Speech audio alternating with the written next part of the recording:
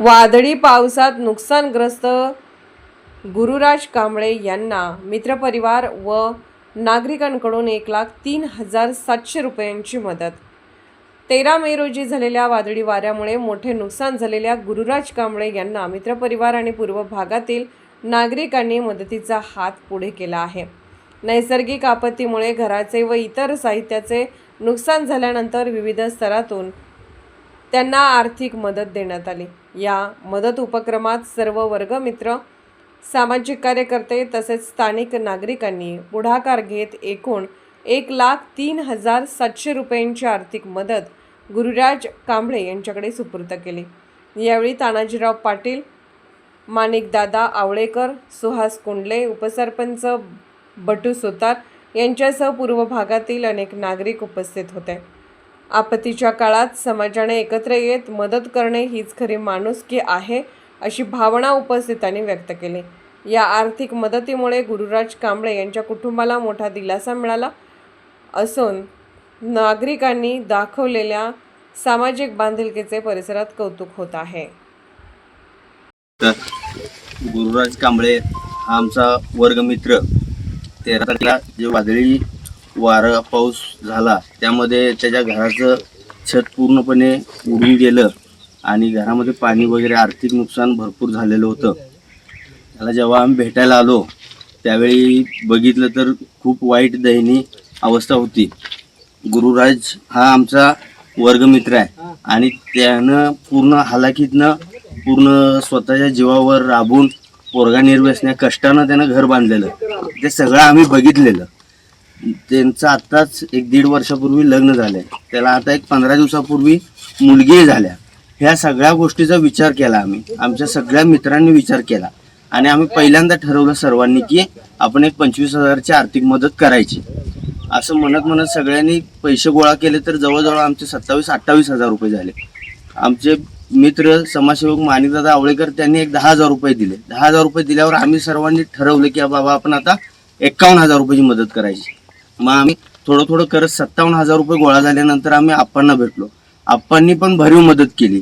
मदत आप्पांनी केल्यानंतर आम्ही ठरवलं की आता 75,000 रुपये द्यायचे। तशा पोस्ट सगळ्यांनी टाकल्या, सगळ्यांनी स्टेटस ठेवले। एखाद्यानं मनावर घेतलं, एखाद्या चांगलं काम सगळ्यांनी मनावर घेतलं तर त्याचं 100% सगळीजण मदत करतात आणि जवळजवळ 75चं टार्गेट आमचं जवळजवळ 1,03,700 रुपये आज सकाळपर्यंत गोळा झाले व गुरुराजला आम्ही ते आज दिले सुद्धा। आणि माझे कळकळीचे सर्वांना विनंती आहे, अजून आता त्याचं काम चालू झालेलं आहे, आपल्याकडे जेवढी काय मदत होईल ते गुरुराजला करावं एवढीच हात जोडून मला सर्वांना विनंती करतो। 13 मे 2026च्या सायंकाळी 4 वाजता जे वादळी वारं झालं त्या वादळी वाऱ्याच्या उस्मानी संकटामुळं आमच्या मागासवर्गीय समाजातील गुरु जितेंद्र कांबळे या कष्टाळू कुटुंबातील जे कष्टातून घरकुल उभा केलेलं होतं त्या घरकुलाचं अतोनात नुकसान झालं। अक्षरशः त्या रात्रीपासून हे कुटुंब उघड्यावरती पडलेलं होतं। आणखीन दयनीय अवस्था झालेली असताना गुरु कांबळेचे सर्व सहकारी म्हणजे सचिन बाळक असतील, सुहास कुंडले सर असतील, त्यानंतर सर्वच सहकाऱ्यांचं मी काय नाव घेऊ शकत नाही, पण सर्व सहकार्याने एक माणुसकीचं नवं त्यांनी आज जवळजवळ 1,03,000 रुपये मदत आमच्या कुटुंबाला केलेली आहे, गुरुच्या कुटुंबाला केली आहे। त्यामुळं अजून कुठंतरी माणुसकी ही जिवंत आहे।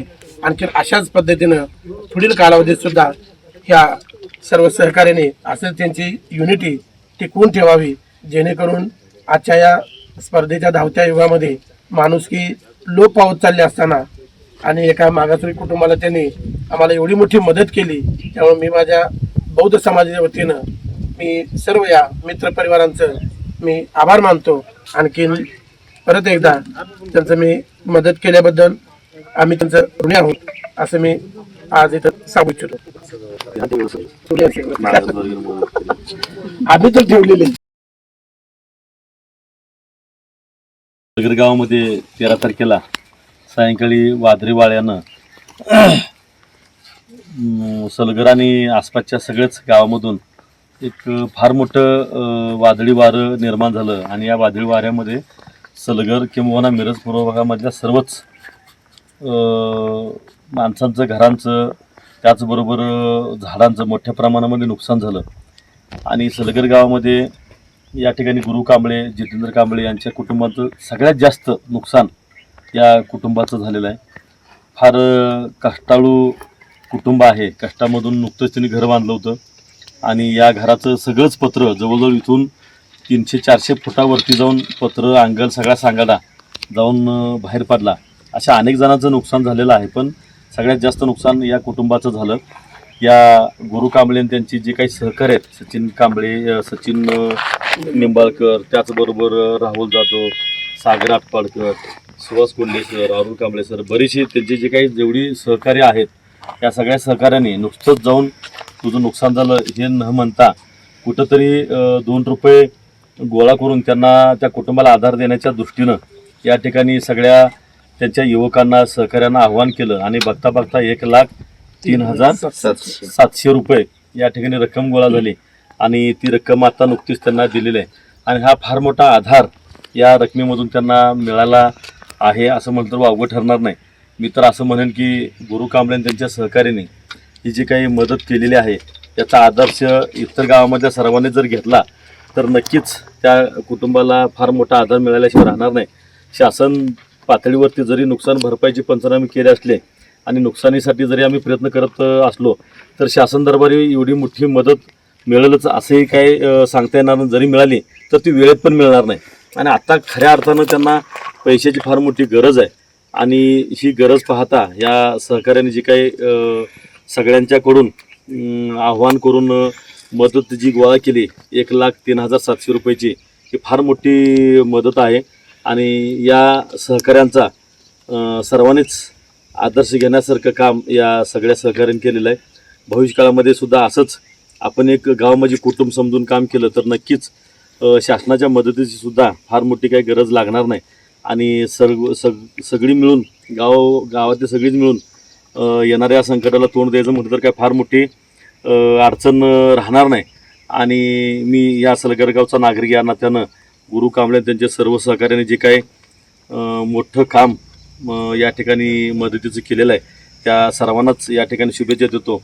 आणि असंच सर्वजण मिळून गाव म्हणजे आपलं कुटुंब आहे असं समजून सगळ्यांनी मिळून राहूया आणि भविष्यकाळामध्ये सुद्धा कुठं एकमेकाच्या नडी अडचणीला असा प्रसंग उभा राहिला तर त्याच्या पाठीमागं ठामपणानं उभं राहूया एवढीच या ठिकाणी या प्रसंगी या ठिकाणी सर्वांना विनंती करतो.